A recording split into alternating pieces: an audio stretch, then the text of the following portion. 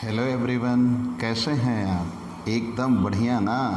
चलिए, ऐसे ही एकदम हंसते मुस्कुराते रहिए, स्वस्थ रहिए और पढ़ाई जी जान से करिए।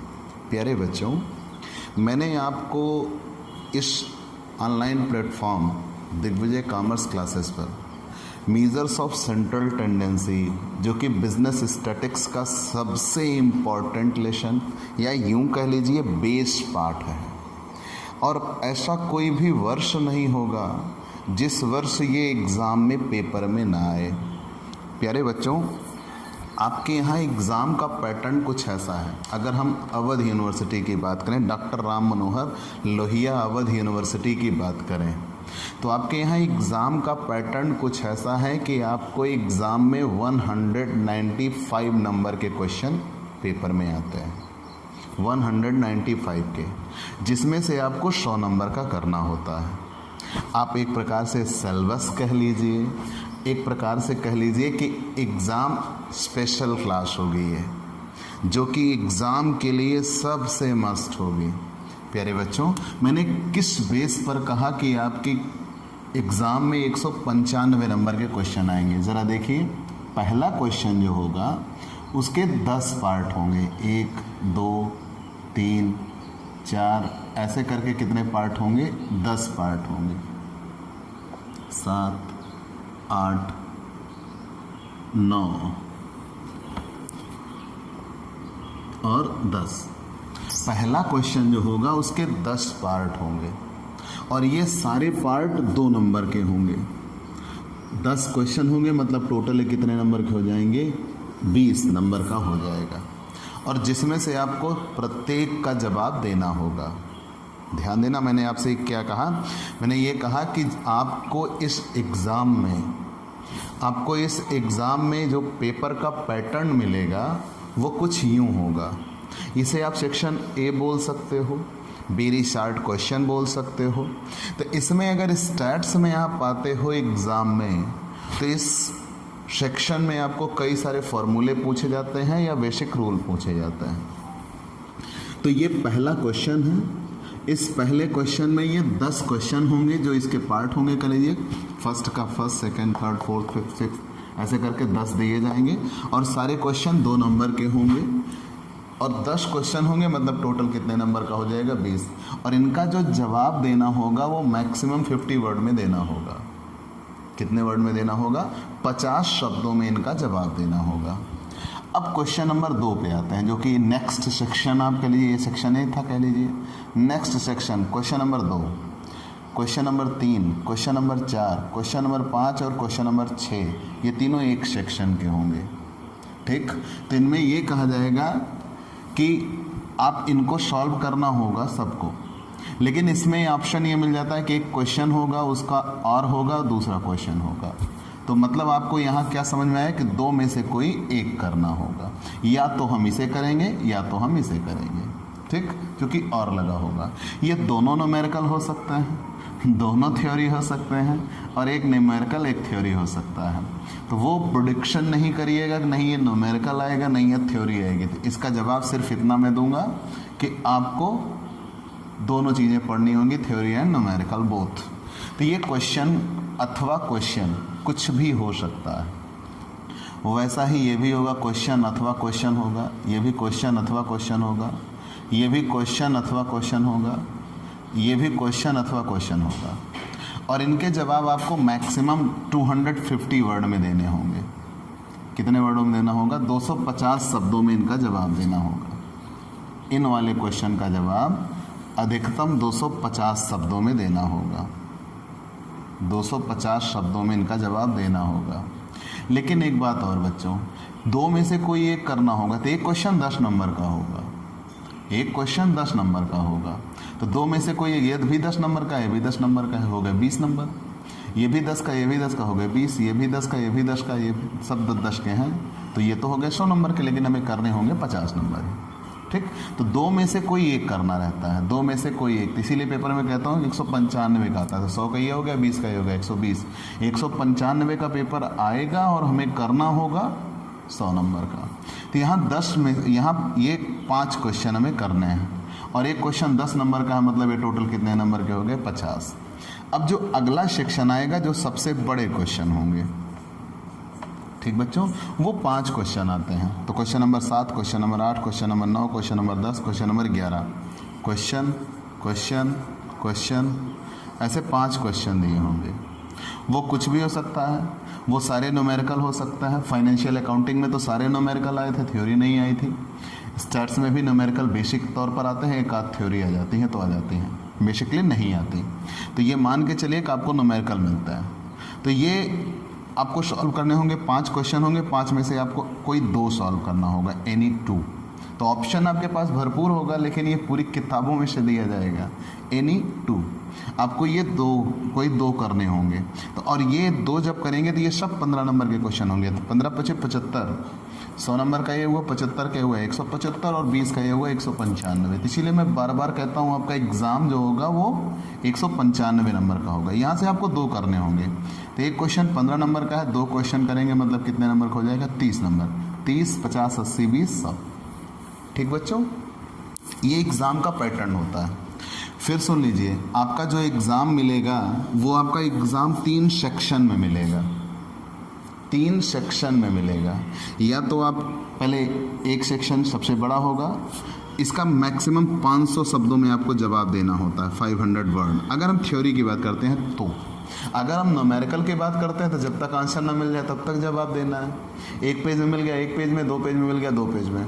तो कहने का तात्पर्य यह है कि हमें ये पेपर सॉल्व करने के लिए ये सिलेबस जानना ज़रूरी है। अवध यूनिवर्सिटी का ये सिलेबस है कि जब भी आप एग्ज़ाम में आइए तो सबसे पहली चीज़ आपको ये डिसाइड करना है कि आपका जो पेपर होगा वो पेपर कैसे आएगा। तो मैंने कहा आपसे कि पेपर आपका कितने टुकड़ों में बट के आएगा? 3 टुकड़ों में बट के आएगा। जो पहला सेक्शन होगा क्वेश्चन 1 कह लीजिए, क्वेश्चन 1 जो आएगा उसको सारे क्वेश्चन करने अनिवार्य होंगे, सारे। आपको उसमें कोई ऑप्शन नहीं मिलेगा। 2-2 नंबर के क्वेश्चन होंगे, सबका जवाब अधिकतम 50 शब्दों में देना होगा। ठीक, वेरी शॉर्ट क्वेश्चन। इसमें 2-2 नंबर के क्वेश्चन जैसे पूछ लिया बहुलक क्या होता है, बहुलक का सूत्र बताइए, ऐसे क्वेश्चन आता है। ठीक, फिर यहाँ आते हैं हम 10-10 नंबर के क्वेश्चन होंगे, करने 5 होंगे, 2-2 क्वेश्चन दिए रहेंगे और करके 2 में से कोई एक करना होगा, 2 में से कोई एक करना होगा, 2 में से कोई एक करना होगा। ठीक, फिर ऐसे ही हम लास्ट क्वेश्चन पे आते हैं, 3rd सेक्शन पे। तो 3rd सेक्शन में 5 क्वेश्चन दिए हुए हैं, 5 में से हमें एनी 2 कोई 2 करने होंगे। और ये सारी चीज़ें आपको, और प्यारे बच्चों ध्यान देना, यहाँ सप्लीमेंट नहीं मिलता, मतलब कोई बी कॉपी नाम की चीज़ नहीं होगी।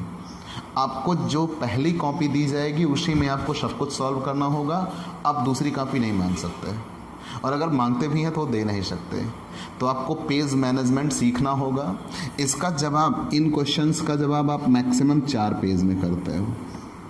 इन क्वेश्चंस का जवाब आप कितने में करते हो? 4 पेज में करते हो। इन क्वेश्चंस का जवाब आप 3 पेज में करते हो। ठीक, और इन क्वेश्चन का जवाब हाफ पेज में करते हो। ये पेज मैनेजमेंट होता है। अब एवरेज स्पीड ये है कि 5 मिनट में आपका एक पेज फिलअप हो जाना चाहिए। अगर आप 5 मिनट में एक पेज नहीं भर पाते हैं तो आप एग्ज़ाम में कहीं ना कहीं पीछे छूट रहे हैं। ठीक, तो ये मान के चलिए कि आप पूरा एग्ज़ाम सॉल्व नहीं कर पाइएगा। तो ये प्यारे बच्चों, आप इतना ध्यान दे लीजिए कि ये पेपर का सिलेबस है। अब बेसिक चीज़ जो मैं आज बताने के लिए आपके सामने आया हूँ, मैंने ये कहा था कि आज की हमारी ये क्लास एग्ज़ाम स्पेशल होगी। कारण यह है कि मैंने पूरा मेजर्स ऑफ सेंट्रल टेंडेंसी पढ़ा दिया है। और अगर मैं एग्ज़ाम पेपर उठा के देखता हूँ तो मेजर्स ऑफ सेंट्रल टेंडेंसी, या यूँ कहें मैं अब तक आपको जितनी चीज़ें पढ़ा चुका हूँ वो 80 नंबर से ज़्यादा मैं पढ़ा चुका हूँ। 80 मार्क्स, 80 नंबर से ज़्यादा मैं पढ़ा चुका हूँ। और अगर आपने अच्छे से पढ़ा है तो ये सारे 80 नंबर आपके तैयार हैं, सारे 80 नंबर आपके तैयार भी हैं। तो आज की ये क्लास एग्ज़ाम स्पेशल क्लास है। मैं जो इस साल 2020 का पेपर हुआ था डॉक्टर राम मनोहर लोहिया अवध यूनिवर्सिटी का, उस पेपर को सॉल्व कराना चाहता हूँ। ठीक, तो चलिए, लेकिन अब चूँकि वो पेपर तो हम पूरा पढ़ के देते हैं, भाई पूरी किताब पढ़ के देंगे, लेकिन अभी तो हमने पूरी किताब पढ़ी नहीं है। तो अभी हमने जितना पढ़ाया है उसमें से जितने क्वेश्चन पेपर में आ चुके हैं हम वो सॉल्व करते हैं। ठीक बच्चों, आइए हम इसे मिटाते हैं। कुछ 10 नंबर में होंगे, कुछ 15 नंबर में होंगे, 2 नंबर में भी हो सकता है। ठीक, चलिए तो हम पेपर उल्टा सॉल्व करते हैं। पहले 15 नंबर वाले सॉल्व करते हैं। ठीक,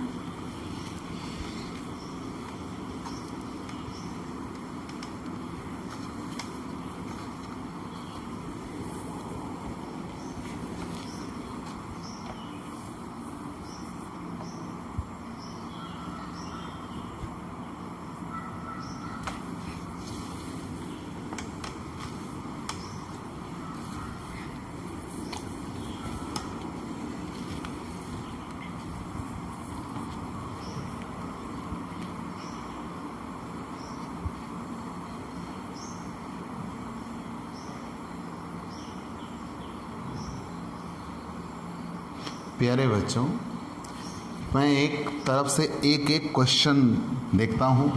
मैंने कहा मैं उल्टा चलूँगा। 15 नंबर वाले क्वेश्चन, 11 क्वेश्चन पेपर में आता है।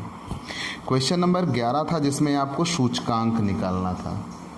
सॉरी, अभी हमने ये नहीं पढ़ाया है, पढ़ाएंगे, वो भी सॉल्व करेंगे। अभी हमने जो लेसन पढ़ाया है हम उसको सॉल्व करने जा रहे हैं। ठीक, आगे बढ़ते हैं। फिर क्वेश्चन नंबर 10, क्वेश्चन नंबर 10 काल श्रेणी का विश्लेषण है, टाइम एनालिसिस सीरीज, वो भी अभी आपने नहीं पढ़ा। क्वेश्चन नंबर 8 कोरिलेशन है, वो भी आपने नहीं पढ़ा, अभी पढ़ेंगे। ठीक, फिर उसके बाद क्वेश्चन नंबर 8 स्क्यूनेस है।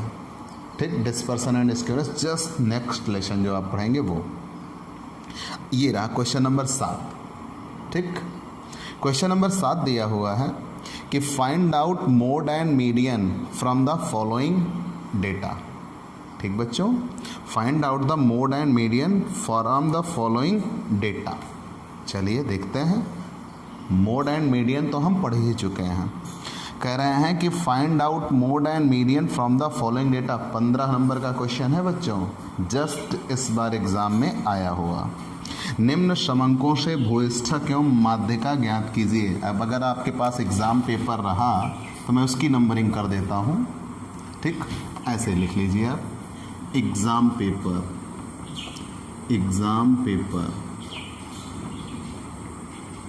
Exam paper 2020। ठीक, एग्ज़ाम पेपर 2020 का था। क्वेश्चन नंबर 7 था, क्वेश्चन नंबर 7 था, एग्ज़ाम पेपर 2020 क्वेश्चन नंबर 7। दिया क्या है कि निम्न समंकों से बहुलक और माध्यिका की गणना कीजिए। साइज, आकार, साइज दिया हुआ है बिलो 10 से कम, 20 से कम, तो बिलो लिखा है तो हम भी यहाँ लिखते हैं से कम, से कम। बिलो को हम लेस देन ही तो बोलते हैं, से कम। 10 से कम, 20 से कम, 30 से कम, 40 से कम, 50 से कम, 60 से कम, 70 से कम, 80 से कम। ठीक, 10 से कम, 20 से कम, 30 से कम, 40 से कम, 50 से कम, 60 से कम, 70 से कम और 80 से कम। फिर उसके बाद फ्रीक्वेंसी दी है, number of person, frequency, number of person. ठीक, फ्रीक्वेंसी,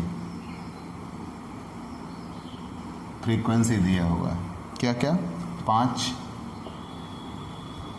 20, 50, 105, 190, 250, 295,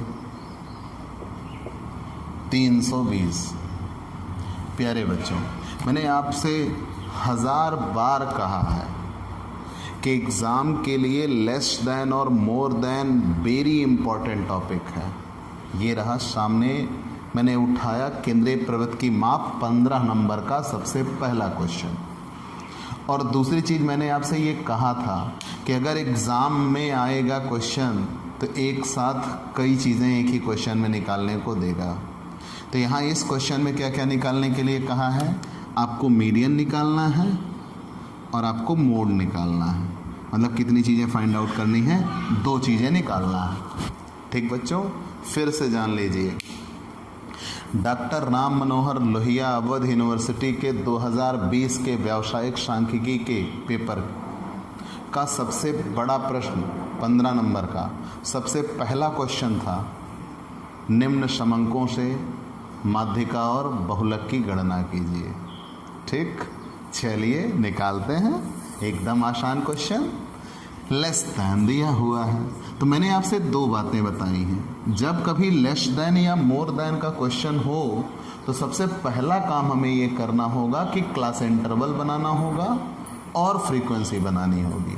तो चलिए, लेस दैन के क्वेश्चन में हम पहले फ्रीक्वेंसी बनाते हैं। 10 से कम, तो 10 से कम के लिए नियम क्या है? से कम में मैंने बताया था बच्चों, हम उतना ही पीछे जाते हैं जितना आगे बढ़े हों। तो 10 से कम हम कितना पीछे चलेंगे? 9, 8, 7, 6, 5, कहाँ तक? तो 10 से कम मतलब पीछे आना है, लेकिन उतना जितना आगे बढ़े हो। तो हम 10 से आगे कहाँ तक जाएंगे? 20 तक। मतलब कितने स्टेप फॉरवर्ड होंगे? 10 कदम आगे जाएंगे। जब हम 10 से 10 कदम आगे जा सकते हैं या जाएंगे, तो यहाँ भी हमें 10 से 10 कदम पीछे हटना होगा। जब 10 से 10 कदम पीछे हटेंगे तो क्या मिल जाएगा? 0। अब यहाँ कह रहा 20 से कम, तो 20 से कम हम कहाँ पे जाके रुक जाएंगे? 10 पर, क्योंकि उसके नीचे तो आगे वाला चला हुआ है। फिर 30 से कम कहाँ पे जाके रुकेंगे? 20 पर। 40 से कम कहाँ रुकेंगे? 30 पर। 50 से कम कहाँ रुकेंगे? 40 पर। 60 से कम कहाँ रुकेंगे? 50 पर। 70 से कम कहाँ रुकेंगे? 60 पर। ठीक। 80 से कम कहाँ रुकेंगे? 70 पर।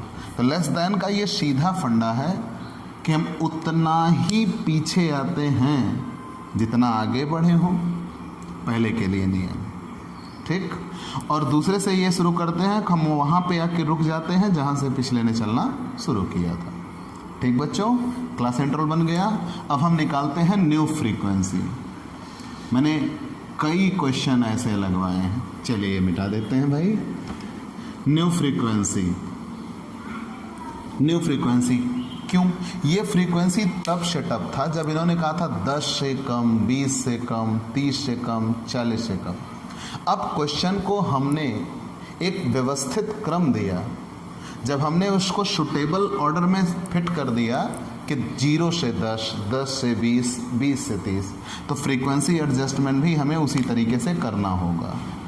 ज़्यादा सोचने की ज़रूरत नहीं है। मैंने आपसे ये कहा था कि जब कभी लेस दैन का क्वेश्चन दिखे तो सीधा काम आप ये करिएगा, पहली फ्रीक्वेंसी वही होती है 5, फिर नीचे वाली फ्रीक्वेंसी से ऊपर वाली फ्रीक्वेंसी घटा देते हैं। 20 से 5 घटा दिया 15, 50 से 20 घटा दिया 30, 105 से 50 घटा दिया 55, 190 से 105 घटा दिया 85, ठीक। 250 से 190 घटा दिया 60, 295 से 250 घटा दिया 35 और 320 से 95 घटा दिया 25। ठीक बच्चों, इतना निकल के आ चुका।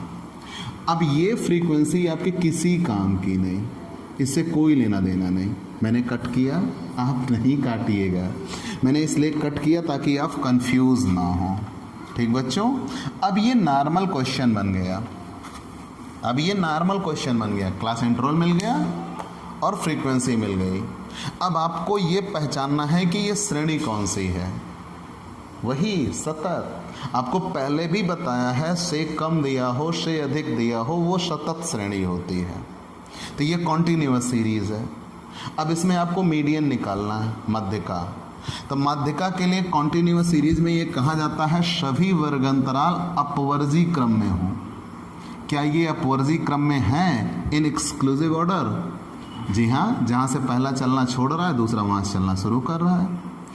प्रत्येक वर्ग अंतराल का L2 उसके अगले वर्ग अंतराल का L1 हो, अगर ऐसा है तो वो अपवर्जी क्रम में है। तो ये ऑलरेडी अपवर्जी क्रम में है। अब अगर ये अपवर्जी क्रम में है तो हम सबसे पहले संचयी बारंबारता निकालते हैं, CF, कम्युलेटिव फ्रीक्वेंसी। अब कम्युलेटिव फ्रीक्वेंसी कैसे आएगी? 5। कम्युलेटिव फ्रीक्वेंसी के लिए माध्यिका, चतुर्थक, माध्यिका, चतुर्थक, दशमक और शतमक, median, quartile, decile and percentile, सब में हमें CF निकालना पड़ता है।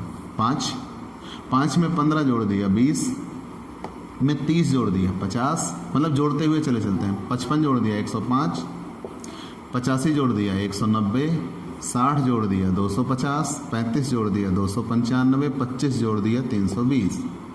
ठीक बच्चों, और यही ग्रैंड टोटल होगा 320। जो आवृत्तियों का योग आता है वही अंतिम CF आती है। ठीक, जो आवृत्तियों का योग आएगा वही अंतिम CF आएगी। बराबर हो चुका है। चलिए, वैसे भी बताया था कि जो लेस देन क्वेश्चन होता है उसमें CF दिया रहता है। खैर बात की बात है, आप जिस सेटअप पे चल रहे हो वैसे ही चलिए। कि आवृत्तियाँ मिल गई थी हमें, हमने संचयी बारंबारता निकाल लिया। जब संचयी बारंबारता मिल गया तो फॉर्मूला लगेगा M बराबर L1 plus L2 minus L1 अपान F small m minus C। तो इस L1 को पाने के लिए आपको क्या पाना होगा? स्मॉल m बराबर होगा n/2। तो n/2 मतलब 320/2। 320/2 मतलब कितना होगा? 160। तो प्यारे बच्चों 160 किस CF में है? ज़रा देखिए यहाँ 160 किसके पास है? 190। तो 160 है 190 के पास। तुरंत हम इसको कवर करेंगे। ये कहलाया मीडियन क्लास। आप दूसरी पेन का इस्तेमाल करेंगे। ये कहलाया मीडियन क्लास, मध्य का वर्ग। ऐसे लिख देंगे तो बहुत ही सुंदर होगा। ये मीडियन क्लास के लिए F हो गई, ये C हो जाता है ऊपर वाला, ये L2 है और ये L1। तो मीडियन क्लास में जो L1 मिलता है वो L1, L2, F, C हमेशा ऊपर वाली लेते हैं। ठीक, तो जो CF रहती है मीडियन क्लास की उसके ऊपर वाली C। चलिए यहाँ वैल्यू रख देते हैं। L1 की वैल्यू 40, L2 की वैल्यू 50, L1 की वैल्यू 40, F की वैल्यू 85, स्मॉल m की वैल्यू 160 और C की वैल्यू 105। ठीक, रख दीजिए। 40 प्लस 50 में से 40 जाएंगे 10/85। यहाँ इसको कट करते हैं 55। 160 में से 105 घट जाएगा 55। तो ये 40 प्लस 550, ठीक, बटे 85। तो जनरली मैंने आपसे 50 बार कहा है कि पेपर में कैलकुलेटर अलाउड है, तो हम कैलकुलेटर का इस्तेमाल करेंगे। ठीक, चलिए तो 550 550 डिवाइडेड बाई 85। 550 में हमने 85 से भाग कर दिया तो कितना आया? 6.47। अब ये दोनों जुड़ जाएंगे तो ये आ जाएगा 46.47 आंसर। किसके लिए? मीडियन के लिए। ठीक बच्चों, अब आराम से आप इतना लगा लीजिएगा। उम्मीद है आपको ये समझ में आ चुका होगा। ठीक, मीडियन हल हो चुकी है। आप इसका स्क्रीनशॉट लीजिए। अब ये जब 15 नंबर का क्वेश्चन था, जब ये 15 नंबर का क्वेश्चन था तो 15 नंबर के क्वेश्चन में आप एक काम और कर लेना। जब आप इस सूत्र को लिखना m बराबर L1 plus L2 minus L1 अपान F small m minus C, तो यहाँ तुरंत लिखोगे L1 के लिए मध्य का वर्ग का निर्धारण होगा। L1 पाने के लिए मध्य का वर्ग का निर्धारण होगा स्मॉल m की सहायता से। तो स्मॉल m बराबर n/2, स्मॉल m की वैल्यू है 160। तो लिखना है, चूँकि 160 CF 190 में आता है था, मीडियन क्लास क्या होगा? 40 से 50। और अगर आप डिटेल भी और देना चाहते हो तो L1 बराबर लिख देना मध्य का वर्ग की L1, L2 बराबर मध्य का वर्ग की L2, F बराबर मध्य का वर्ग की फ्रीक्वेंसी, C बराबर मध्य का वर्ग के ऊपर की CF। लेकिन अगर नहीं भी लिखते हो तो कोई दिक्कत नहीं, ठीक। लेकिन अगर लिख देते हो तो बहुत ही सुंदर होगा। क्या मैंने बताया?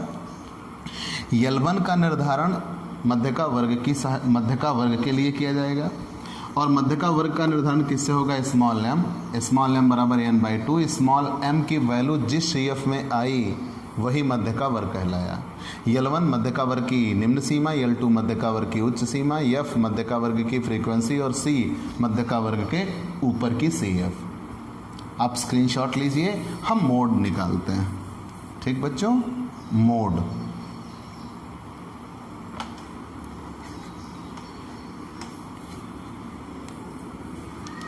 हमें अब इसकी कोई ज़रूरत नहीं है, मिटा लेते हैं भाई। जितनी आवश्यकता है उतना ही रखेंगे, ज़्यादा क्यों रखना। चलिए, अब ये रहा क्वेश्चन और हमें मोड निकालना है। तो प्यारे बच्चों, आपने जब मोड निकालने की बात की थी तो मोड में आपने ये पढ़ा है, पहले श्रेणी पहचाना, सतत श्रेणी है। जब ये सतत श्रेणी है तो सबसे पहला नियम मोड के लिए क्या होगा? सभी वर्ग अंतराल अपवर्जी क्रम में हो, और अपवर्जी क्रम में है, ऑल क्लास इंटरवल इन एक्सक्लूसिव ऑर्डर है। फिर दूसरा नियम ये कहता है कि सारे वर्ग अंतराल समान होने चाहिए, ऑल क्लास इंटरवल इक्वल। तो देखिए सबके बीच की दूरी कितनी है, सबके बीच का डिस्टेंस 10 है, मतलब वर्ग अंतराल समान भी हैं। तो जब वर्ग अंतराल समान भी हैं तब हम फॉर्मूला लगा सकते हैं, z बराबर L1 plus F1 minus F0 upon 2F1 minus F0 minus F2 into I. ठीक बच्चों, ये सतत श्रेणी का फॉर्मूला है। तो आपको ये बताया गया है कि L1 पाने के लिए आपको क्या चुनना होता है? F1। F1 कौन होती है? जो सबसे बड़ी हो। तारीख देखिए यहाँ, F में कौन सबसे बड़ी है? 5, 15, 30, 55, 85, 60, 35, 25, 85 बड़ी है। ये हुई F1। F1 के ऊपर F0, F1 के नीचे F2, और F1 वाले को ही कवर कर देंगे। यही हो गया मोड क्लास। क्या बन गया? Mode class. अब जब मोड क्लास मिल गया, उसी की L1 उसी की L2। चलिए वैल्यू रख देते हैं। तो L1 की वैल्यू आई 40 प्लस F1 की वैल्यू 85 माइनस F0 की वैल्यू 55, 2 गुणे 85 2F1 माइनस 55 F0 की वैल्यू, F2 की वैल्यू 60 इंटू आई बराबर आप जानते हो बच्चों L2 माइनस L1। तो L2 माइनस L1 50 में से 40 जाएगा, कितना मिल जाएगा? 10। ठीक, तो आई बराबर 10। चलिए यहाँ रखते हैं, 40 प्लस 85 में से 55 जाएगा 30, 85 गुणे 2 कितना हो जाएगा? 170, 60 और 55 115 गुणे 10। ठीक, यहाँ पे 40 प्लस 30 और 10 का गुणा होगा तो कितना हो जाएगा? 300। 170 में से 115 जाएगा, 115 5 20 55, तो 300/55। प्यारे बच्चों, कहा है कैलकुलेटर अलाउड है, तो आप कैलकुलेटर का इस्तेमाल करेंगे। 300/55 5.4545 5.45, तो ये कितना आ जाएगा? 45.45 बहुलक आंसर। ठीक, प्यारे बच्चों, पूरे 15 नंबर आपकी झोली में होंगे। ठीक, मैंने कहा है मैं जितनी चीज़ें आपको पढ़ा चुका हूँ, आप word by word step by step याद रखिए, आप सबसे बेहतर होंगे, ये मेरा दावा है। ठीक, आप ज़्यादा सोचने की ज़रूरत नहीं है, सिर्फ उतना जितना मैंने आपको बताया है आप क्लियर कट रखिए। स्टैट्स में आपका कोई मुकाबला नहीं कर पाएगा। ठीक, चलिए दोस्तों अगले क्वेश्चन पे आते हैं। ठीक, हमने ये आपसे बताया था कि आज की ये क्लास एग्ज़ाम स्पेशल क्लास होगी। मैं वही क्वेश्चन उठा रहा हूँ जो एग्ज़ाम में पूछे गए हैं। ठीक, और मेजर्स ऑफ सेंट्रल टेंडेंसी के, तो ये क्वेश्चन नंबर 7 था और हम उल्टा चल रहे हैं। क्वेश्चन नंबर 6 में देखते हैं, निम्न आंकड़ों से प्रमाप विचलन की गणना कीजिए। अब ये 15 नंबर का क्वेश्चन था, आप स्क्रीनशॉट ले लीजिएगा जी। 1 सेकंड, हम बोर्ड साफ कर लेते हैं भाई तब तक।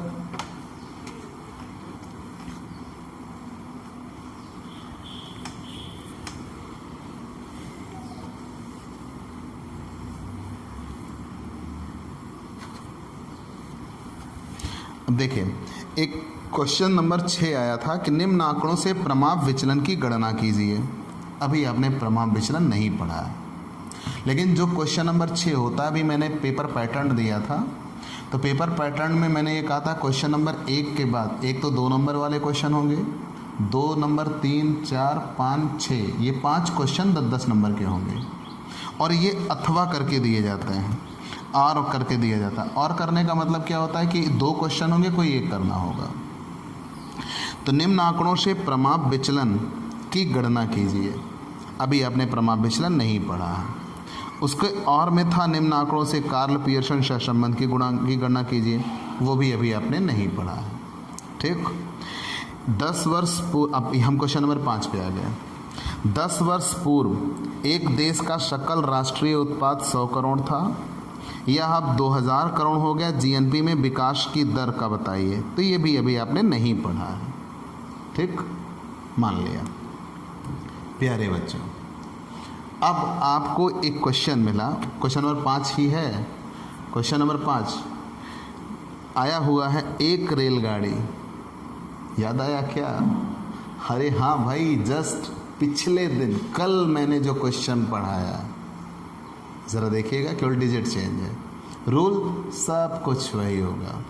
एक रेलगाड़ी की औसत गति ज्ञात कीजिए यदि वह प्रथम 100 किलोमीटर को 20 किलोमीटर की प्रति घंटे की दर से, दूसरे 100 किलोमीटर को 25 किलोमीटर प्रति घंटे की दर से और तीसरे 100 किलोमीटर को 30 किलोमीटर प्रति घंटे की दर से चलती हो। चलिए, तो 10 नंबर का क्वेश्चन ये रहा, क्वेश्चन नंबर 5। तो देखिए, क्वेश्चन दिया हुआ है, एक रेलगाड़ी की औसत गति ज्ञात कीजिए, एवरेज निकालना है। प्यारे बच्चों, आप एवरेज के लिए क्या क्या पढ़े हो? समांतर माध्य, जहाँ औसत निकालना होता है। गुणोत्तर माध्य, वो भी औसत ही होता है, लेकिन वहाँ ये कहा गया है कि जहाँ पे हमें वृद्धि या कमी निकालना हो, हम गुणोत्तर माध्य निकालते हैं। हरात्मक माध्य, जहाँ पे चाल, समय, दूरी, इनके क्वेश्चन दिए हों कार्य के, वहाँ हरात्मक माध्य निकालते हैं। तो यहाँ एक रेलगाड़ी की स्पीड और डिस्टेंस दिया है, तो जब चाल और दूरी दिया है तो हमें इस क्वेश्चन में क्या निकालना होगा? हरात्मक माध्य निकालना होगा। लेकिन प्यारे बच्चों, मैंने आपसे एक बात और भी बताई थी, अगर स्पीड की बात की जाए जब दिया हो क्वेश्चन में, तब वहाँ पे हम क्या कर देते हैं? वेटेड निकालते हैं, वेटेड हार्मोनिक मीन।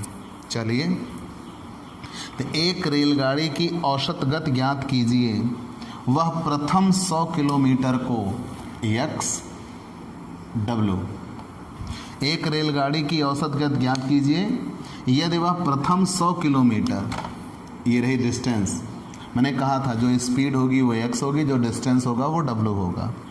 एक रेलगाड़ी की औसत गति ज्ञात कीजिए यदि वह प्रथम 100 किलोमीटर को 20 किलोमीटर प्रति घंटा की रफ्तार से पार करती है, दूसरे 100 किलोमीटर को 25 किलोमीटर प्रति घंटा, ठीक, और तीसरे 100 किलोमीटर को 30 किलोमीटर प्रति घंटे की रफ्तार से तय करती है।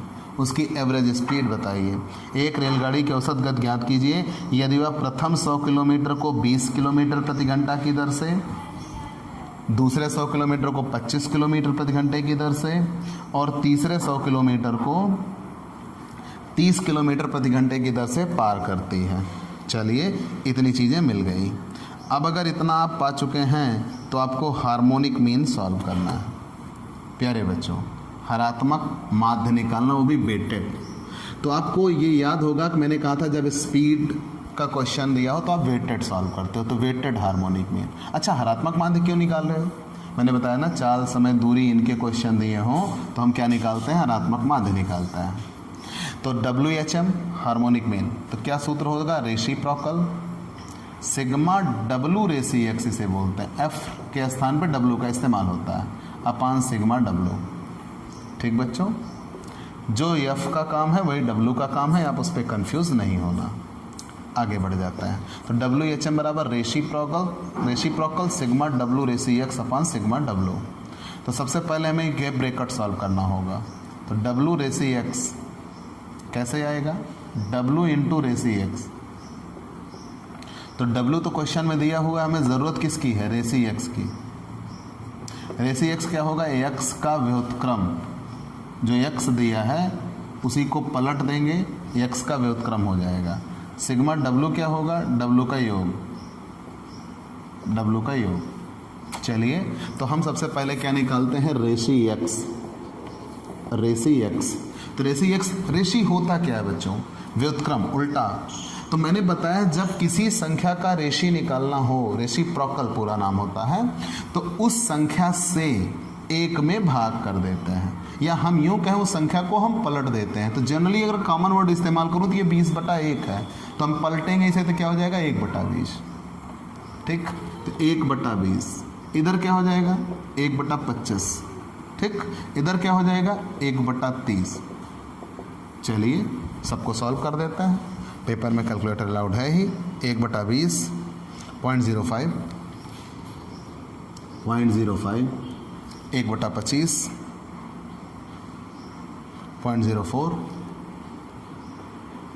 ठीक, और 1/30 0.0333, 0.0333 इतना दिया हुआ है। अब अगर ये चीज़ें निकल के आ गई, अब हमें निकालना होगा W रेसी x, मतलब रेसी x का W से करना होगा गुणा। तो ये रहा W और ये रहा रेसी x, तो 100 गुणे 0.05 बराबर क्या आ जाएगा 5। 100 गुणे 0.04 तो गुणा कर देंगे तो कितना आएगा 4। 100 गुणे इसमें कर देंगे तो 3.33, 0.0333 गुणे 100, 3.33, 3.33। अब अगर ये चीज़ें निकल गई 5 4 9 3 12.33। ठीक बच्चों, ये आ गया W रेसी x। अब यहाँ हम वैल्यू रख देते हैं, तो WHM बराबर रेसिप्रोकल W रेसी x 12.33 बटे n। n क्या होगा मतलब सिग्मा W, तो सिग्मा W क्या होगा 100 200 300। ठीक, सिग्मा W 300, तो 12.33 डिवाइडेड बाय 300, क्योंकि पहले हमें ब्रैकेट के अंदर सॉल्व करना होगा इसको। तो रेसिप्रोकल 0.0411। अब अगर इतना आ चुका है बच्चों, तो जिसके सामने रेशी लगा होता हम उसको पलट देते हैं। अब इस संख्या के सामने रेशी लगा हुआ है, तो मतलब ये क्या हो जाएगा 1/0411, 1/0411, तो आ जाएगा 24.33, 24.33 आंसर। ठीक, ये रहे 10 नंबर आपके। मतलब आज की डेट में अभी तक मैंने पिछले 15-20 मिनट या 25 मिनट में आपके ये 25 नंबर के क्वेश्चन सॉल्व कर दिए। एग्ज़ाम में पास मार्क के लिए आपको सिर्फ 33 चाहिए और ये 25 आपको मिल चुके हैं। ठीक, अभी तो और भी मिलेंगे। और चूँकि मैं आपको समझा रहा हूँ, जनरली बच्चों आपको एक स्पीड मेंटेन करनी होगी, तभी आप पेपर पूरा सॉल्व कर पाइएगा। रही बात पर्टिकुलर मेरी, तो मैं एक पूरा पेपर बिजनेस स्टैटिक्स का अवध यूनिवर्सिटी का अगर मुझे सॉल्व करना हो 27 से 28 मिनट में मैं पूरे 100 नंबर सॉल्व कर जाऊंगा। ठीक, ये आप प्रैक्टिकल कर सकते हैं किसी भी दिन। चलिए बच्चों आगे चलते हैं अगले क्वेश्चन पर, जो कि एग्ज़ाम में आया हुआ क्वेश्चन। ठीक, मैंने कहा है आज की हमारी क्लास एग्ज़ाम स्पेशल क्लास है। अब देखिएगा 3 क्वेश्चन लगातार, तीनों इसी के मिलेंगे। तो क्वेश्चन नंबर 5 का जो पहला क्वेश्चन था वो मिला। ठीक, 6 नहीं मिला। क्वेश्चन नंबर 7 मिला 15 नंबर में। 8 9 10 11 नहीं मिले, कोई बात नहीं। हम आते हैं क्वेश्चन नंबर 4 पे। तो क्वेश्चन नंबर 4 पे दिया हुआ है कि deviation of 6 number from assumed mean, 6 संख्याओं के कल्पित माध्य 10 से विचलन क्रमशः -4 +2 -3 +1 0 और +10 हैं। संख्याएं क्या हैं और उनके माध्य का मान क्या होगा।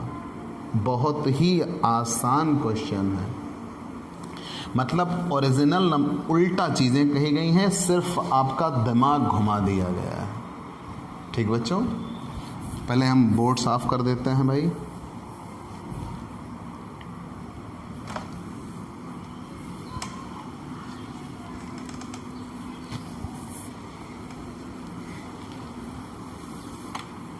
प्यारे बच्चों, क्वेश्चन नंबर 4। नॉर्मली क्वेश्चन में आपको एक स्टैट्स दिए जाते हैं, मीन आदि निकालना होता है। यहाँ क्वेश्चन बीच से शुरू किया है। अगर मैं आपको बताना चाहूँ तो यहाँ क्वेश्चन में दिया हुआ है dx विचलन। कह रहे हैं 6 संख्याओं के कल्पित माध्य a = 10। कल्पित माध्य दिया है। 6 संख्याओं के कल्पित माध्य 10 से विचलन क्रमशः -4 +2 -3 +1 0 और +10 है। ठीक बच्चों, फिर से देख लीजिएगा। 6 संख्याओं के कल्पित माध्य 10 से, कोई 6 डिजिट थी, 6 संख्या थी, हमें नहीं पता वो कौन कौन सी थी। तो 6 संख्याओं के कल्पित माध्य 10 से विचलन क्रमशः -4 +2 -3 +1 0 और +10 है। -4 +2 -3 +1 0 और 10, इतना दिया हुआ है।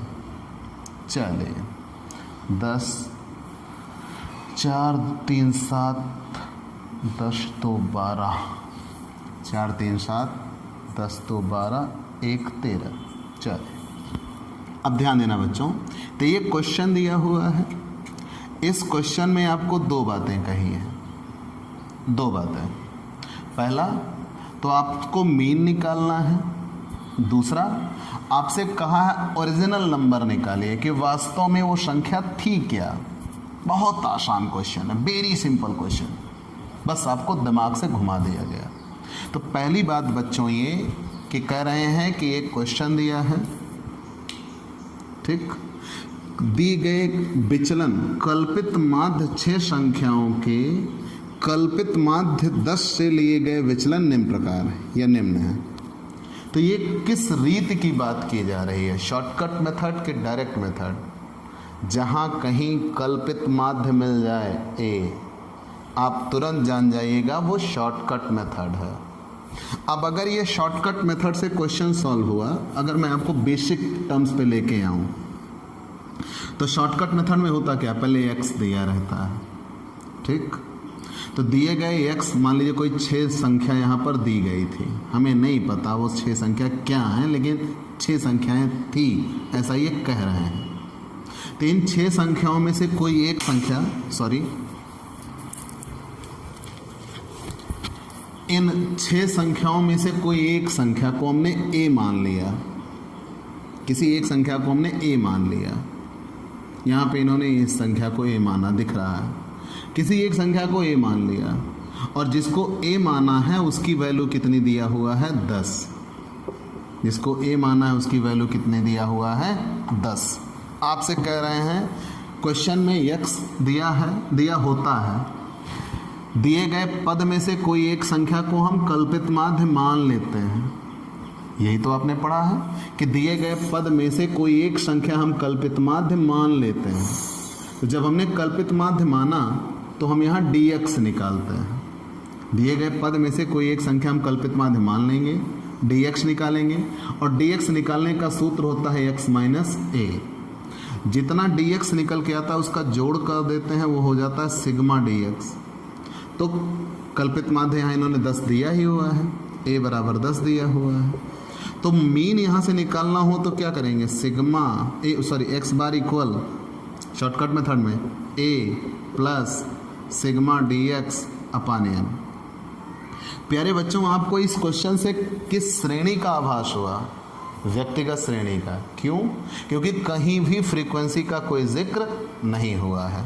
तो आपको मीन निकालना है। तो ध्यान देना, मैंने पहले ही कहा जब पद दिया हो, पूरा सेटअप समझिए, क्योंकि क्वेश्चन बीच से शुरू किया है। पद दिया हो तो सबसे पहले दिए गए पद में से हम कोई एक संख्या को कल्पित माध्य मान लेते हैं, जो दिल चाहा वो मान लिया। जब a मिल जाता है तो ये सारे पद x होते हैं। सारे पदों में से a की वैल्यू हम घटा देते हैं। जब सारे पद में से हम a की वैल्यू घटा देते हैं मतलब x माइनस a, तो dx आता है, जिसे ही विचलन कहा जाता है कल्पित माध्य से। तो जब dx आ जाएगा, dx को जोड़ देंगे तो सिग्मा dx आएगा, ठीक। और जब सिग्मा dx मिल जाएगा तो मीन अगर निकालना हो तो x bar equal a plus sigma dx upon n। तो प्यारे बच्चों, क्या मीन निकालने के लिए आपको x की ज़रूरत है अगर dx दिया हो तो? नहीं। तो यहाँ पे dx दिया हुआ है तो हमें मीन निकालना है, तो मीन के लिए हमें कहीं से उसकी कोई ज़रूरत नहीं है। तो मीन के लिए फॉर्मूला क्या होता है? x बार बराबर a plus sigma dx upon n। a की वैल्यू दी गई है 10, सिग्मा dx, चलिए पहले जोड़ लगा देते हैं। -4 -3 -7, 10 1 11 2 13 प्लस में 7 माइनस में 13 में से 7 जाएगा तो कितना आ जाएगा? प्लस में 6, तो 10 प्लस 6। अब संख्याएं कितनी है? 1 2 3 4 5 6 n बराबर तो आप जानते ही हैं। अगर आप इस फॉर्मूले को तोड़ें तो x बार बराबर a plus sigma dx upon n, a बराबर कल्पित माध्य एज्यूम्ड मीन, ठीक। dx बराबर विचलन, dx किसे कहा जाता है? विचलन। dx पाने का सूत्र क्या होता है? x माइनस a, और n बराबर क्या होगा? पदों की संख्या, नंबर ऑफ डिजिट। तो पदों की संख्या कितनी है? 6, कट किया 1, 10 में से 1, 10 में एक जुड़ गया, कितना है? 11, आंसर। ये तो मीन था, तुरंत लग जाता। लेकिन एक चीज़ और भी इसमें निकालने को कहा है, ओरिजिनल नंबर बताइए, वास्तविक संख्या क्या थी, मतलब हमें क्या निकालना है? x। आप इतने का स्क्रीनशॉट लीजिए। चलिए अब हम इतना मिटा लेते हैं, हमें ओरिजिनल नंबर निकालना है।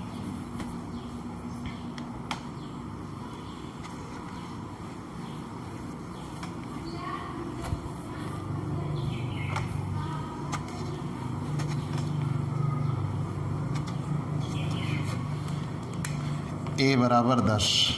प्यारे बच्चों, जब ये चीज़ें दी हैं तो आपको dx मिलता कैसे है? dx बराबर फॉर्मूला क्या होता है? x माइनस a, dx बराबर x माइनस a। जब dx निकालना होता है, x दिया रहता है, a दिया रहता है। अब हमें dx नहीं निकालना, हमें क्या निकालना है? x क्या दिया है? dx दिया है और a दिया है, तो इसी को पक्षांतर कर लेते हैं। तो x बराबर क्या हो जाएगा सूत्र? a इधर आ जाएगा तो कितना हो जाएगा? ऐसा आप कह लीजिए, dx तो है ही, a इधर आएगा तो किस में आएगा? प्लस बराबर x। तो मतलब हम वैल्यू क्या कह सकते हैं? x बराबर dx प्लस a। तो जितना dx दिया है उसी में हम क्या जोड़ देंगे? a। तो किसकी वैल्यू आ जाएगी? x की। दैट्स द ओरिजिनल नंबर, ठीक। सूत्र देखिए बेटा, dx बराबर फॉर्मूला क्या होता है? x minus a। ये तो तब हम लगाते जब हमें dx निकालना होता। इस क्वेश्चन में dx नहीं निकालना, x निकालना है। तो जब इस क्वेश्चन में dx नहीं निकालना है, x निकालना है, तो x के लिए हम क्या अप्लाई करेंगे? सूत्र बदल देते हैं। तो dx, a को इधर ले आया, प्लस में हो गया, बराबर x। तो x बराबर dx प्लस a। तो ये रहा x, हम यहाँ लिख सकते हैं dx प्लस a। ये dx है और a की वैल्यू कितनी है? 10। तो -4 में 10 जोड़ रहे हैं, तो जब -4 में 10 जोड़ रहे हैं तो कितना आएगा? 6। -4 में 10 जोड़ रहे हैं तो कितना आएगा? 6। प्लस 2 में 10 जोड़ रहे हैं तो कितना आएगा? 12। सब में हमें +10 करना है। -3 में 10 जोड़ रहे हैं तो कितना आएगा? 7। +1 में 10 जोड़ रहे हैं तो कितना आएगा? 11। 0 में 10 जोड़ रहे हैं तो 10, 10 में 10 जोड़ रहे हैं तो 20। ठीक बच्चों, दैट्स द ओरिजिनल नंबर। लेकिन आप इसका स्क्रीनशॉट ले लीजिए, ये सॉल्व हो चुका है, तो आप लिख देंगे वास्तविक संख्या ये है। ठीक बच्चों, चलिए, लेकिन हम इसका उत्तर की जांच भी कर दें, थोड़ा और बेहतर बन जाए। तो शायद आप पढ़े हैं, अगर यहाँ हमें माध्य निकालना पड़े तो जब ये पद दिए होते वास्तव में, तब माध्य आप कैसे निकालते? तो x बार बराबर सूत्र क्या होता है? सिग्मा x अपान n। तो तनिक जोड़िए, सिग्मा x क्या होगा? पदों का योग, और n बराबर क्या होगा? पदों की संख्या। n बराबर होगा पदों की संख्या। सिग्मा x बराबर पदों का योग और n बराबर पदों की संख्या। तो चलिए पदों का योग करते हैं। तो 12 6 18 7 25 11 36 10 46 20 66। सिग्मा एक्स यहाँ पे रख देते हैं 66 डिवाइडेड बाई 6 11। ये डायरेक्ट मेथड से आया। अगर क्वेश्चन दिया होता तो x दिया होता, हमें मीन निकालने को कहा गया होता है तो ये, लेकिन इन्होंने क्वेश्चन घुमा दिया, शॉर्टकट मेथड से कर दिया, तो उससे निकालने के लिए कहा था, तो उससे भी आप आंसर निकाले थे। तो अभी शॉर्टकट मेथड से कितना निकल के आया था 11। ठीक बच्चों, आप स्क्रीनशॉट ले सकते हैं। ये भी 10 नंबर का क्वेश्चन था। तो अब तक हम कितने नंबर सॉल्व कर चुके हैं? 35 नंबर। हम अगले क्वेश्चन पे चलते हैं। चलिए नेक्स्ट क्वेश्चन।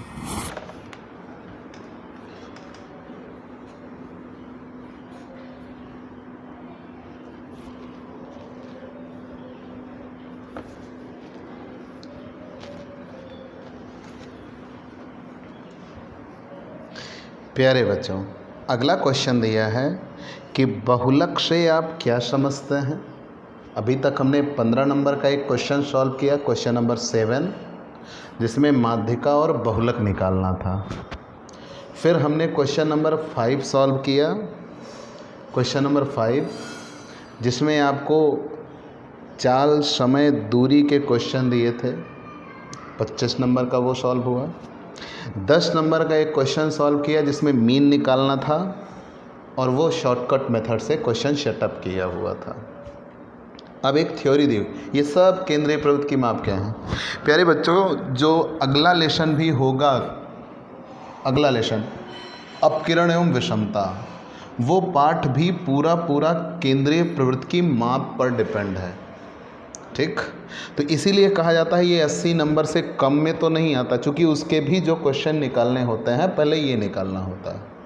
ठीक, क्वेश्चन दिया हुआ है, क्वेश्चन नंबर 4 का जो अथवा था वो दिया हुआ है, तो है यह भी क्वेश्चन नंबर 4 ही, चाहे आप थ्योरी करते और चाहे आप न्यूमेरिकल करते। लेकिन हमने कहा ना, हमारा टारगेट 100 नहीं है, 195 है। तो देखिए बच्चों, क्वेश्चन दिया हुआ है, बहुलक से आप क्या समझते हैं, इसके गुणों एवं अवगुणों की विवेचना कीजिए। ठीक, तो एक थ्योरी शब्द आया, थ्योरी क्वेश्चन आया, जिसका जवाब अधिकतम 250 शब्दों में देना होगा। तो यहाँ आप फॉर्मूले वगैरह भी दिखा सकते हैं, लेकिन आपको बेसिकली ये बताना होगा कि बहुलक से आप क्या समझते हैं, इसके गुणों एवं अवगुणों की विवेचना कीजिए। तो पहले ये जानिए बहुलक होता क्या है। ठीक, क्वेश्चन में दिया है बहुलक से आप क्या समझते हैं। तो बहुलक है क्या?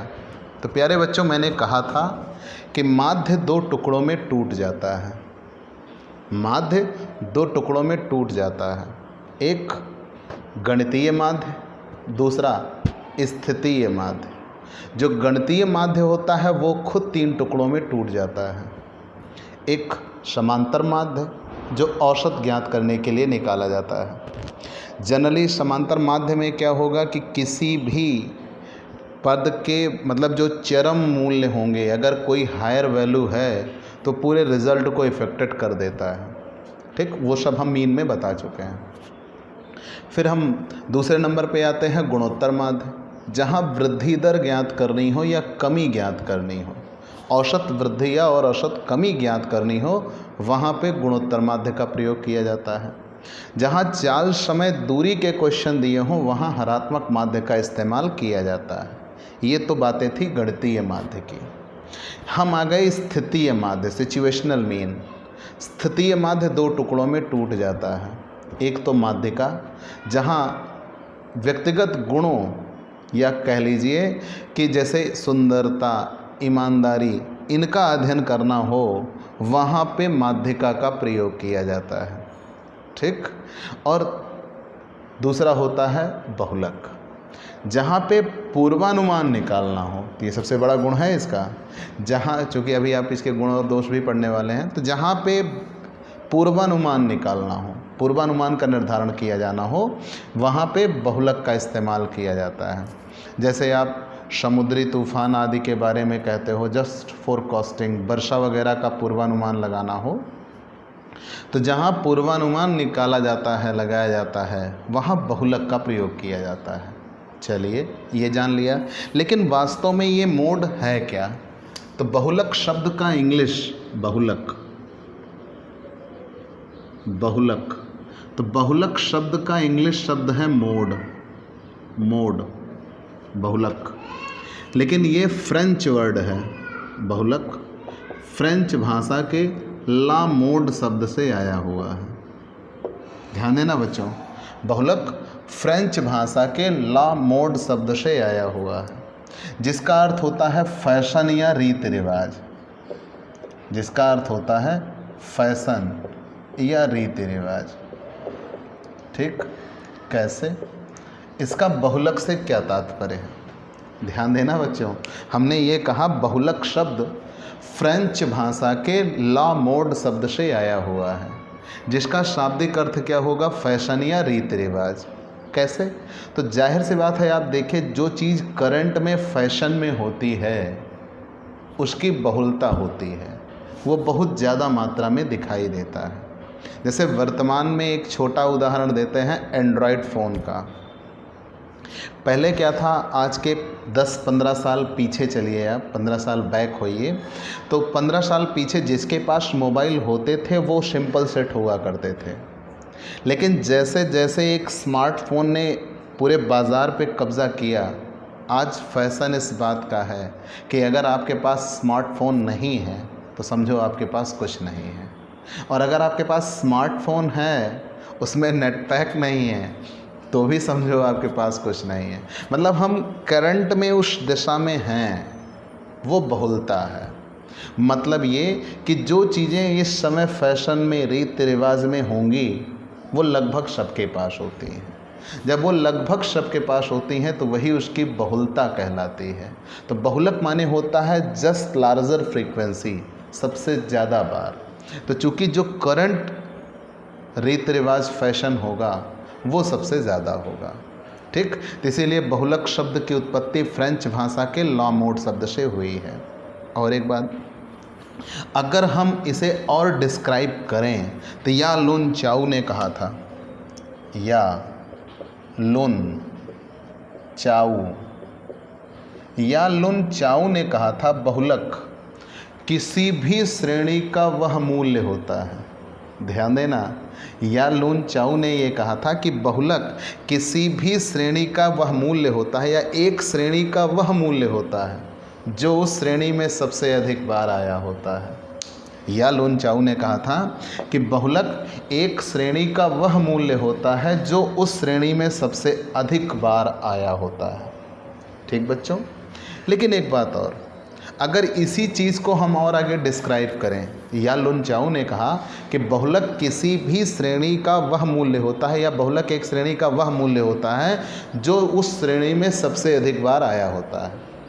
लेकिन अगर यही मैं कहूँ कि एक श्रेणी दी गई है और सारे पद एक समान बार आए हैं, तो क्या वहाँ बहुलक निकल पाना संभव होगा? तो फिर वहाँ बहुलक निकाल पाना संभव नहीं होगा, क्योंकि सबकी एक समानता दी गई है। जब किसी भी श्रेणी के सारे पद एक समान दिए हों तो वहाँ बहुलक नहीं निकाला जा सकता। लेकिन मान लीजिए उनमें से कोई एक पद सबसे ज़्यादा बार आया है तो वो बहुलक होगा, और वो बहुलक होगा तो उसे एकाकी बहुलक कहा जाता है, यूनिमोडल कहा जाता है। ठीक, उसे क्या कहा जाता है? एकाकी बहुलक कहा जाता है। लेकिन मान लीजिए कोई एक सीरीज़ दी हुई है, कोई एक श्रेणी दी हुई है, और उस श्रेणी में सारे पद तो एक समान बार आए हैं, कोई दो पद ऐसे हैं जो दो दो बार आए हैं, या तीन तीन बार आए हैं, या समान बार आए हैं, तब क्या करेंगे? तो उसका आंसर 2 आ जाएगा। जैसे एक क्वेश्चन मैंने बीच में सॉल्व किया था जिसमें आंसर 75 भी आया था और 100 भी आया था। मतलब सारे पद एक बार दिए थे, 75 2 बार दिया था, 100 2 बार दिया था। तो बहुलक वहाँ पे 75 हुआ चूँकि वो 2 बार आया है, और 100 हुआ वो 2 बार आया है, तो उसे बाई मॉडल कहा जाता है, द्विबहुलक कहा जाता है। ठीक, जब किसी एक श्रेणी के, ध्यान देना बच्चों हम गुण पे चल रहे हैं, किसी एक श्रेणी के जिस पद की वैल्यू सबसे ज़्यादा बार आई हो, या लुन चाऊ ने कहा कि बहुलक एक ऐसी श्रेणी का वह मूल्य होता है जो उस श्रेणी में सबसे अधिक बार आया होता है। तो जो सबसे अधिक बार आया होगा वही हमारा बहुलक होगा, ये तो हमने मान लिया। लेकिन मुद्दा ये निकल के आया कि अगर सारे पद एक समान बार हुए तो बहुलक नहीं निकाल सकते। लेकिन कभी ऐसा भी हो जाता है कि सारे पद तो एक समान बार हैं, लेकिन उनमें से कोई 2 पद ऐसे हैं जो सबसे ज़्यादा बार आए और दोनों बराबर बार आए हैं, तब दोनों उत्तर हो जाएंगे। तो जब 2 उत्तर हो जाएंगे तो उसे द्विबहुलक कहा जाता है। क्या कभी ऐसा भी हो सकता है कि 3 पद ज़्यादा बार आ जाएं, तब क्या करोगे? तो उसे त्रिबहुलक कहेंगे, ट्राई मॉडल कहेंगे। ठीक, जब 1 बहुलक आए तो उसे यूनी मॉडल कहा जाता है, जब 2 बहुलक आए तो उसे बाई मॉडल कहा जाता है, और जब 3 बहुलक आए तो उसे ट्राई मॉडल कहा जाता है। लेकिन ध्यान देना बच्चों, यूनी मॉडल तो हमेशा इस्तेमाल करने को मिलेगा, लेकिन जो बाई मॉडल होगा, द्विबहुलक, और जो ट्राई मॉडल होगा, ये जनरली पेपर में नहीं आते। लेकिन कभी ऐसा भी होता है कि बहुलक सबसे ऊपर आ जाए, तो मतलब जो पद सबसे ऊपर है वो बहुलक आ जाए, तो उसे स्थानांतरित बहुलक कहते हैं, ट्रांसफर्ड मोड कहते हैं। ठीक, जब कभी ऐसा हो कि बहुलक सबसे ऊपर या सबसे नीचे आ जाए तो उसे स्थानांतरित बहुलक कहते हैं। ठीक, प्यारे बच्चों, ये बहुत ही बेहतरीन बात है, आप इसे जानते रहिएगा कि जब कभी बहुलक सबसे ऊपर या किसी श्रेणी के सबसे ऊपर या सबसे नीचे आए तो उसे स्थानांतरित बहुलक कहा जाता है। ठीक, लेकिन आप लिमिटेशन जानिए, यही इसके दोष में आते हैं कि अगर कहीं बहुलक निकालने को कहा गया है और सभी श्रेणी के सभी पद एक समान बार आए तो बहुलक नहीं निकाला जा सकता। दूसरा, अगर खंडित या शतक श्रेणी में हैं तो जो सबसे बड़ी आवृत्ति होती है उससे हम बहुलक वर्ग का निर्धारण करते हैं, लेकिन अगर कहीं सबसे बड़ी आवृत्ति 1 से ज़्यादा बार आ गई तो हम समूहीकरण करते हैं। समूहीकरण करने के बाद भी अगर सबसे ज़्यादा हाईएस्ट फ्रीक्वेंसी 1 से ज़्यादा बार आ गया तो हम घनत्व परीक्षण करते हैं। अगर घनत्व परीक्षण करने के बाद भी एक सबसे ज़्यादा बार आ जाए तो, या बराबर बार आ जाए तो, फिर वहाँ बहुलक संभव नहीं होता। तो इन परिस्थितियों में जब हम बहुलक नहीं निकाल सकते, वो इसकी लिमिटेशन हो जाती है। तो प्यारे छात्रों, आप इतना जानते रहिए कि जब ये चीज़ें आ जाएंगी, और डेफिनेशन कई लोगों ने दिया है, यालोन चाउ ने दिया है, बॉडिंगटन ने दिया है, केनी और कीपिंग ने दिया है, तो आप जिनकी भी डेफिनेशन याद कर पाइएगा याद कर लीजिएगा। रही बात डिस्क्राइब करने की, तो जो मैंने डिस्क्राइब किया आप वैसे ही डिस्क्राइब करेंगे। ठीक, आप फार्मूले भी दिखा सकते हैं और इससे ज़्यादा इसमें कुछ नहीं है। लेकिन अगर आपसे कोई पूछे कि बहुलक शब्द आया कहाँ से, तो आप बताएंगे फ्रेंच भाषा के शब्द ला मोड से लिया गया है, जिसका अर्थ होता है फैशन या रीति रिवाज। ठीक, चलिए दोस्तों, तो ये 15 नंबर के और 10 नंबर के क्वेश्चन थे जो कि केंद्रीय प्रवृत्ति की माप के थे, और मैंने बताया आपको पूरे 55 नंबर के क्वेश्चन। ठीक, ये सब पेपर में आए हुए थे जो आपको सॉल्व करना है। ठीक बच्चों, हम आगे अगले वीडियो में और भी जो इससे क्वेश्चन बचे हुए हैं केंद्रीय प्रवृत्ति के माप के, और जो अन्य क्वेश्चन होंगे वो भी आपको समझाने का प्रयास करेंगे। ठीक, जो कि लास्ट वीडियो होगी हमारी केंद्रीय प्रवृत्ति की माप की।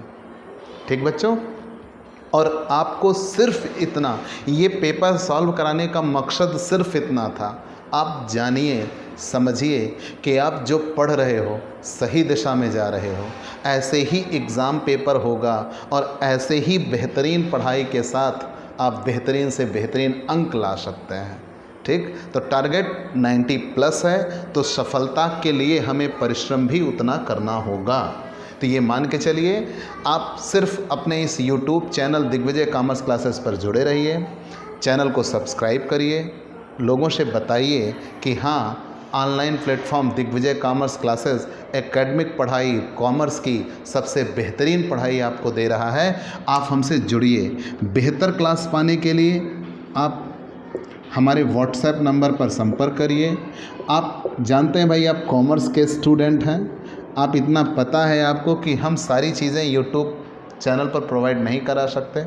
अगर आप हमारी पढ़ाई से संतुष्ट हैं तो आप हमसे पेड क्लास भी ले सकते हैं, और पेड क्लास की पूरी डिटेल आपको 9984358237 नामक मेरे मोबाइल नंबर के व्हाट्सएप पर आप मैसेज करिएगा, आपको पूरी डिटेल मिल जाएगी।